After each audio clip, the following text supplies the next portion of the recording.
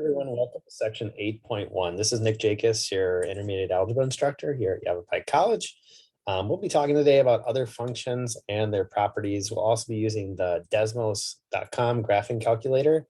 If you have a just regular graphing calculator, like a TI-83 plus or something like that, feel free to use that as well. I won't be using that in this lecture, but I'll be definitely showing you how to use Desmos.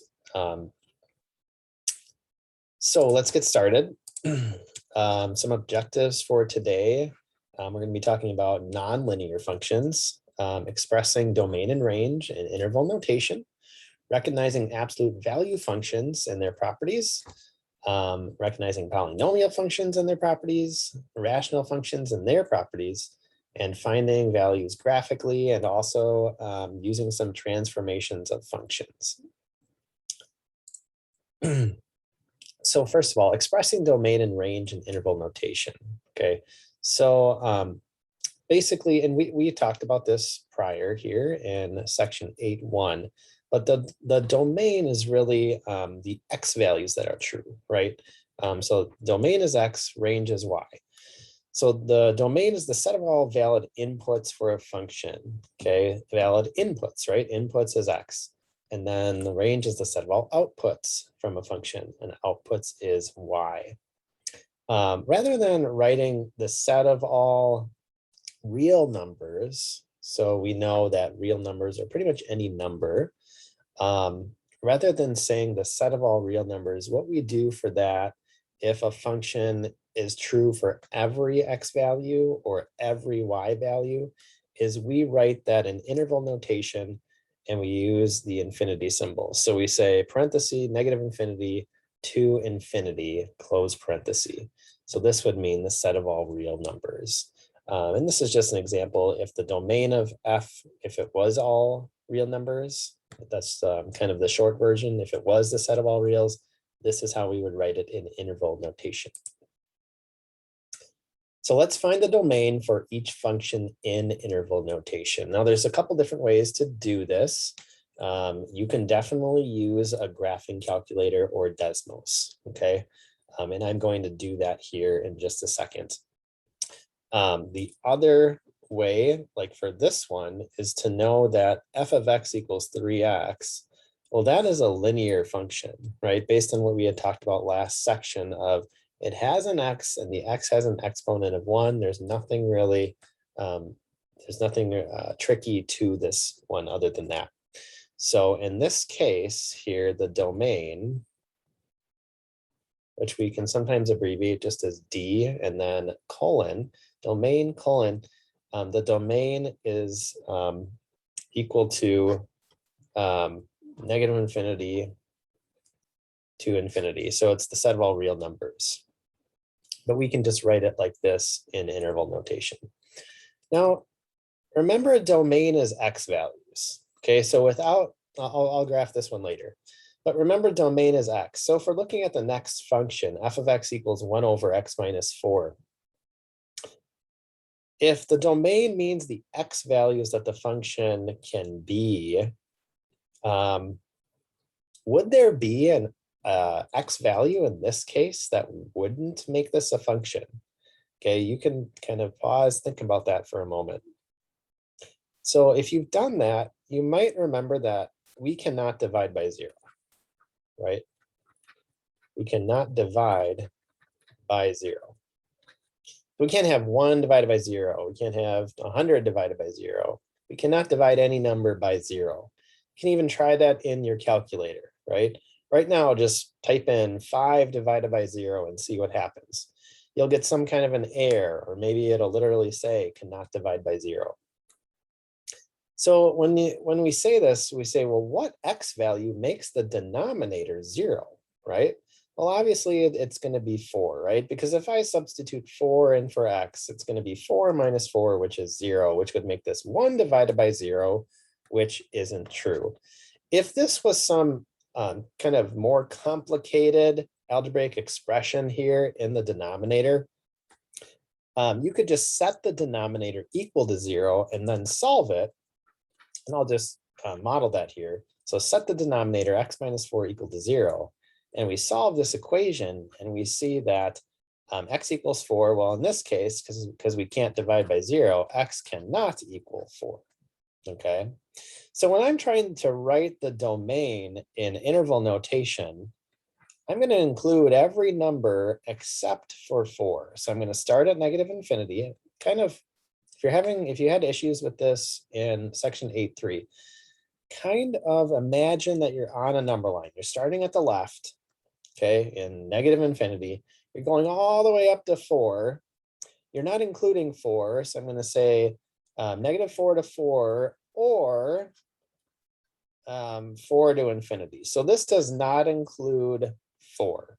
Right? Start at the left, work on your number line. We want everything but 4. Because these don't have brackets here, they do not include 4. So this would be your domain in interval notation. Now let me see here. I'm going to try not to mess this up. I'm actually going to stop the share, and then I'm going to do a new share. I'm going to share my entire screen so I don't goof this up. Every time I try to share and I try to close out windows, it doesn't go well for me. So I'm going to go into Desmos just to know that I am sharing my screen. And let's type in those equations. I believe the one was 3x. Okay, so go to desmos.com/calculator. Here's the graph for 3x. It's this green line right here. And we can see that this line, it's a linear function, right? It's a line. That's all that linear means. And the domain includes all x values. So this goes on forever and ever to the left and to the right. That's basically what that means. Okay, it includes all x's.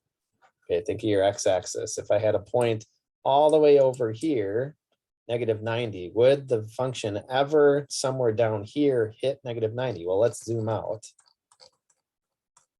Well, yeah, it would. Okay, all the way down here. All right. That's kind of what I'm saying with that. If I had a x value of 500, would it ever hit x 500?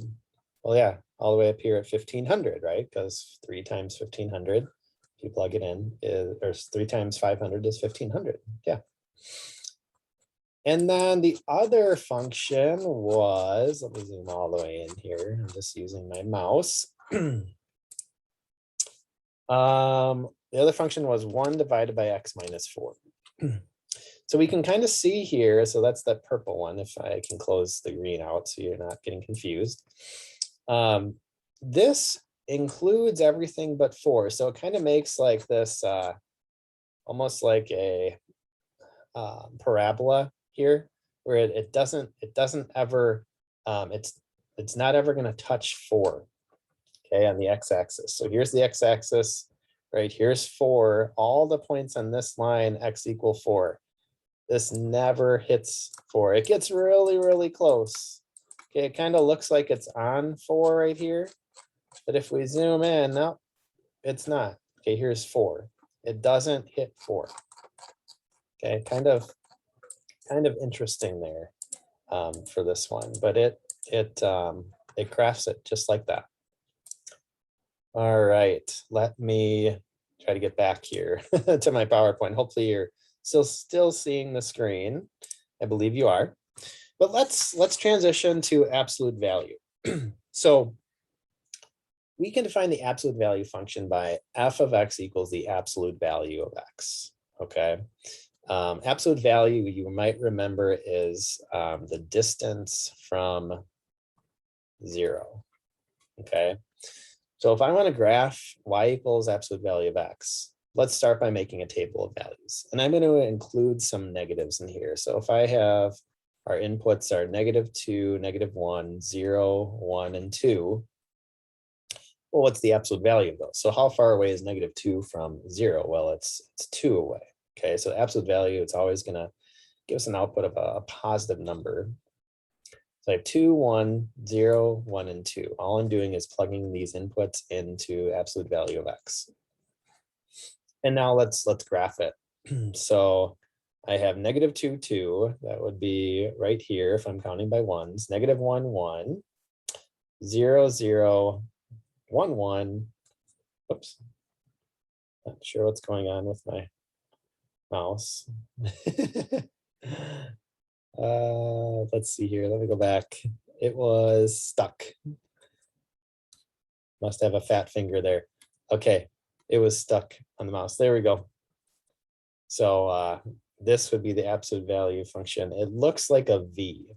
Okay, and you can verify that, right? Oops. You can verify that. Oh, I didn't want to do that. I did not want to escape. I didn't want to escape. I'm going to have to go back into that. That's okay, but I can go back to this and I can say absolute value, which is ABS of X. It looks like this in Desmos. Okay, it's the black function there. It just looks like a V. Let me go back into this. So that's that graph. Let me go to f of x is absolute value of x minus 3. Okay, so let's see, did I have a table here? Yes. So again, when you're making your table, just make up your values. Okay, it doesn't really matter what you choose. In this case, we do, it kind of matters because we do want to have a point here where it has kind of the vertex of the V, and that's going to happen at 3. Why does it happen at 3? Because 3 minus 3 is 0. Okay, so one of the x values I pick is going to be 3. I'm just going to pick some other ones. I don't know, 5 and 6. Let's just try that. Okay, and then plug it in for absolute value of x minus 3, which is our y. So 0 minus 3 is -3. Absolute value of -3 is +3. Plug in 2 to this. 2 minus 3 is -1. -1, the absolute value of that is 1. 3 minus 3 is 0. Absolute value of 0 is 0. 5 minus 3 is 2. 6 minus 3 is 3. So now let's graph all those points. So we have 0, 3. So 0 for x, 3 for y. 2 for x, 1 for y. 3 for x, 0 for y. And 5 for x, 2 for y, and then 6 for x, and 3 for y. So again, it looks just like this V. I'm doing this the best that I can with my tablet pen. But that's kind of what it looks like. And again, if you want to go into Desmos, okay, you can say ABS, absolute value of x minus 3. And you can see all that happened is it kind of just shifted the graph over 3 places to the right. So we're going to make some conjectures in a little bit about transformations. And what happens when you have a plus or minus inside the parenthesis, what happens when it's outside the parenthesis. We won't do a whole lot more with it right now. We will cover more of that, I think, later in the semester. All right, let me share this. So let's, we're going to come back to that. Let's talk about polynomial functions. Okay, so this is kind of a little bit different than what we've been doing, and then we're going to get back into the graphing. So polynomial functions are, so the following are examples of those, okay, of one variable. So I have 1 minus 5x, 3x squared minus 5x plus 1, and x cubed plus 5. This would be a monomial. This would be what we call a monomial because there's one, or basically,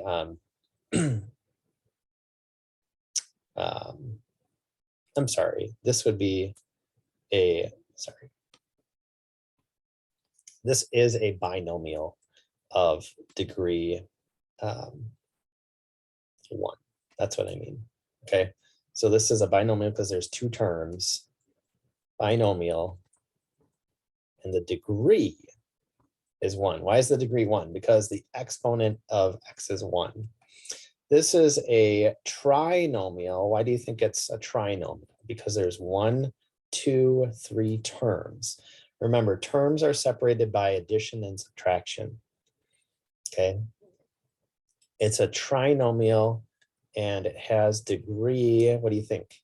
Degree is the largest exponent. So we have two variables here that they're both x, but one of them has an exponent of 2.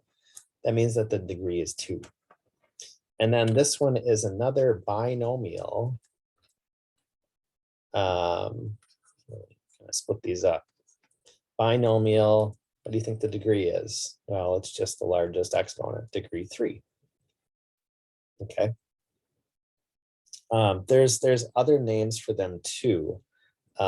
This one, instead of a trinomial, the book uses a cubic polynomial.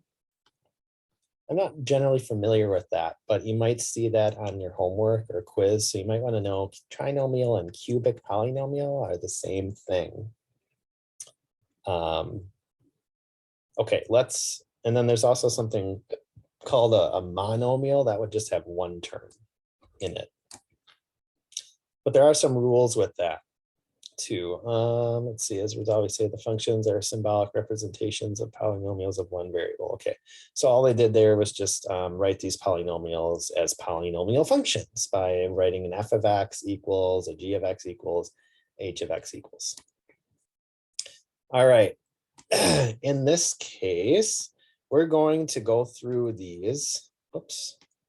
We're going to go through these 4 polynomial functions. And if possible, we're going to identify the type of polynomial function and its degree. Okay.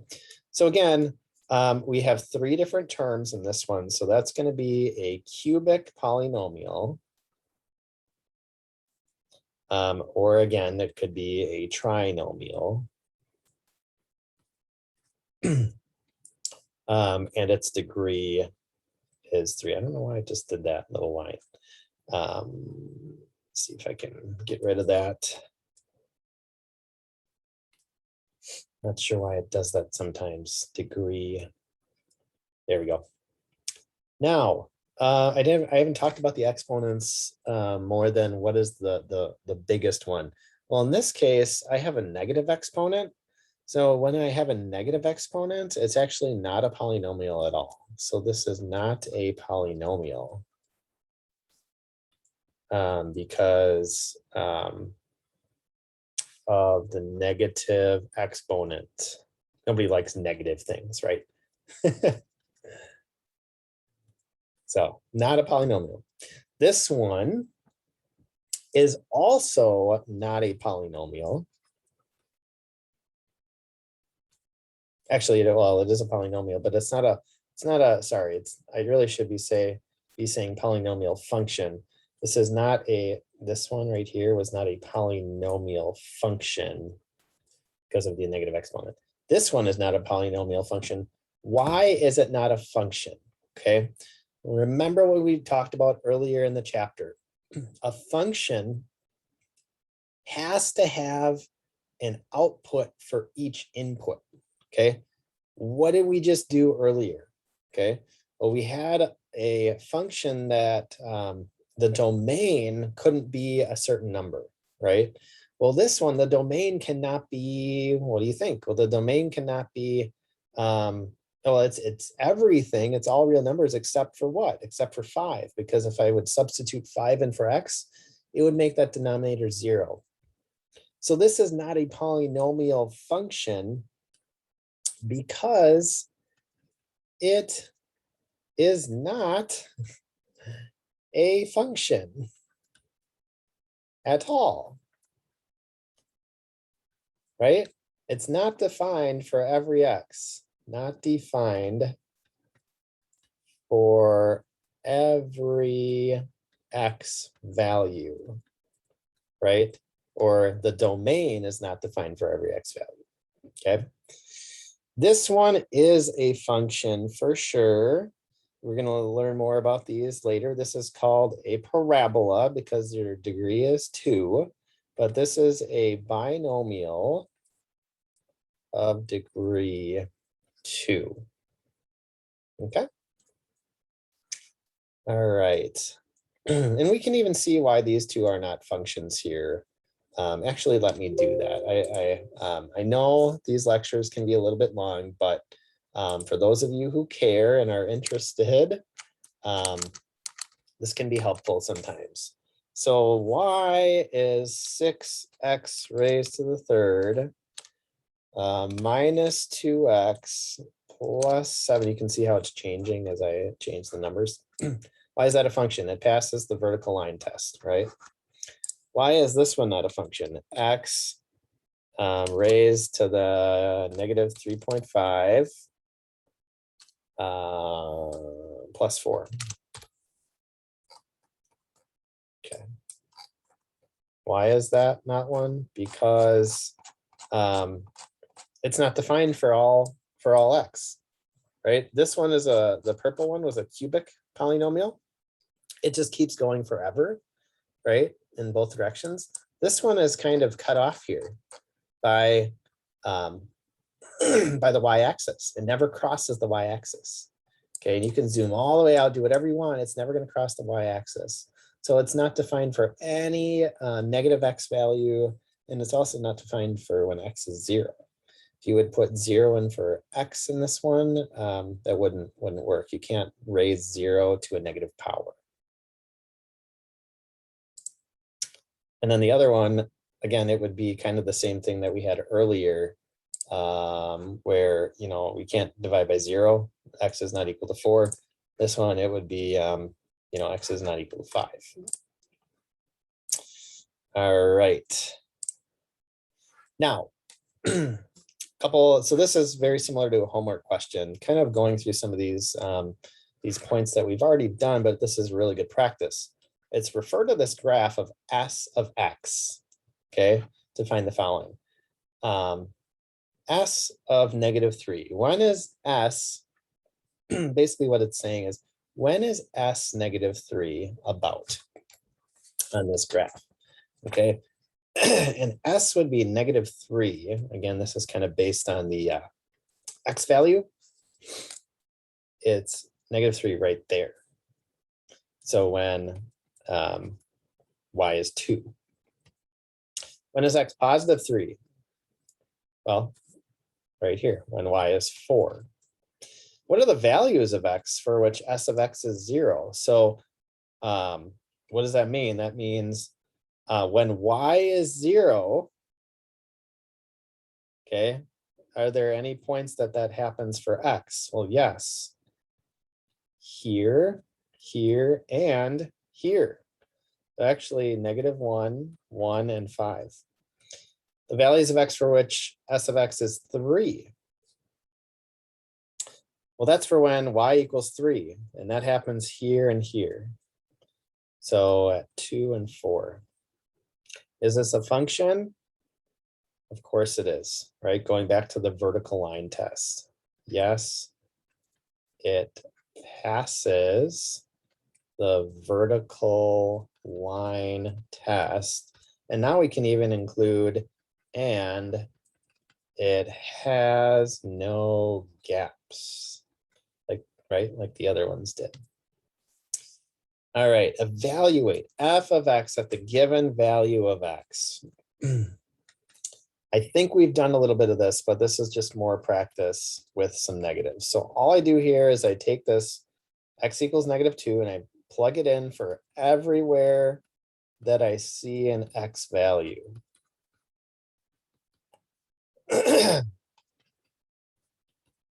So I have -4, I plugged it in for x, -2 cubed, -2 times -2 times -2 is a -8.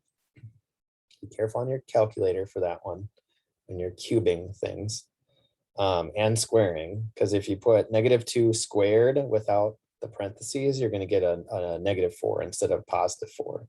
But we know that -2 times -2 is +4. Okay, bring down the 7, keep solving this. -4 times -8 is +32. -3 times 4 is -12. And then I have a +7. 32 minus 20, I just said it. 32 minus 12 is 20. 20 plus 7 is 27. So what is the value of f of x when x is -2? It's 27. What does that mean? That means that you would have a point at -2, 27. That's what that means, if that helps you out. Graph functions. You can use Desmos for this if you'd like. I would also like you to know that you can definitely use an XY table and picking any X values you want. So you could pick -3, -1, 0, 1, and 20 if you wanted to. That's not on my graph here. And then plug all those in for X squared, right? Because that's what your Y value is. So -3 squared is 9. -1 squared is 1, 0 squared is 0, 1 squared is 1, 3 squared is 9. And then you just plot all those points on your graph. I know I'm going fast, but that's the nice thing about online class. You guys can just pause me anytime, or you can mute me if you really hate listening to me, or you can fast forward, whatever you need to do. And this is a parabola. I will draw this as good as I can with this silly pen that I have. So that's kind of what that would look like. It's a parabola. Use Desmos, graph it, see what it looks like. Use a graphing device to graph the following functions. I have these on paper, so I don't have to go back and forth. And let's make conjectures. So these are what we call transformations. Okay, we're going to try to see what's kind of going on here with these transformations. So let me exit out of these. We have x squared, x squared. We have x squared plus 2. What just happened there, right? Kind of watch the functions. X squared minus 5. Interesting. Okay, so it was our parabola x squared. When I added the 2 on the over here, it moved this up. When I added the -5 here, what happened? Okay, from my original. So make some conjectures. Okay. Transformations. Okay, this is called a vertical shift. Just to make it easier, I'm not going to go back to the full screen. But if I have a function like this, if I have y equals f of x plus k, okay, or I guess in this case I had f of x, whatever, f of x and y, they mean the same thing, basically, okay? But if I have this, and I shift this up k units, so plus something, it's going to shift the whole graph up. If I subtract a value, it's going to shift it down, okay? So how does that affect the domain? Is the domain affected at all on these? Remember, the domain is what x can be, what x can be. So if I had a number all the way over here, is this parabola ever going to be -30?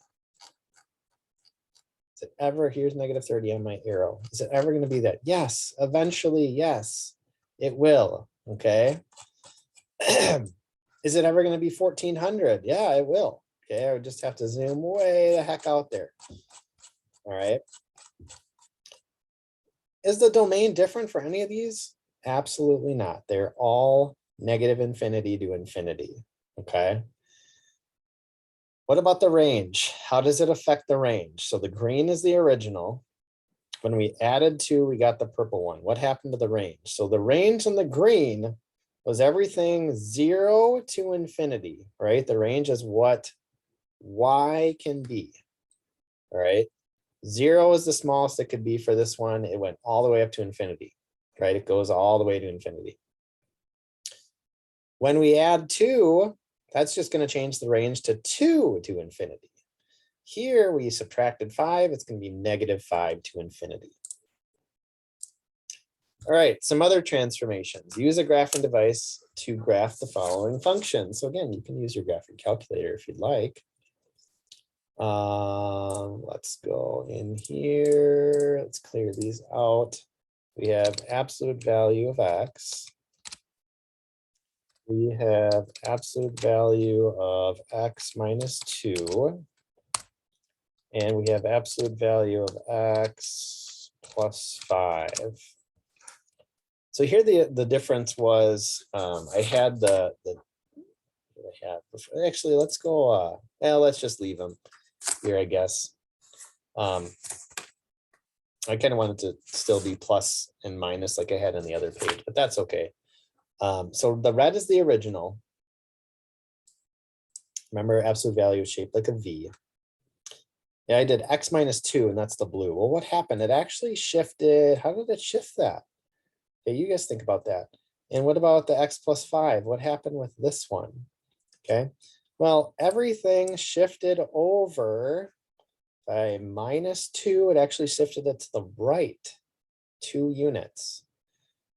So every point was shifted over 2 units to the right. So this point right here is at negative 2, 2, right? On the red, it's now at 0, 2. It moved the x value 2 to the right. This one was x plus 5. It moved all the x values 5 to the left. So that's interesting. So if you have a negative and it's inside a parenthesis or an absolute value, okay, you got to think of absolute values as parentheses in this as well. They work the same way. Absolute value and parentheses work the same way. So if you have something inside of a parentheses or an absolute value, it's actually going to move a minus to the right and a plus to the left, where we would kind of think the opposite based on what happened with the vertical shift. But for horizontal shifts, x plus h inside a parenthesis moves left, x minus h moves it to the right. How does that affect domain and range? Well, the domain, again, is not affected at all. And actually, the range from the original function is not affected at all either, because they stay on the same level. Last example for transformations. Let's go back to Desmos.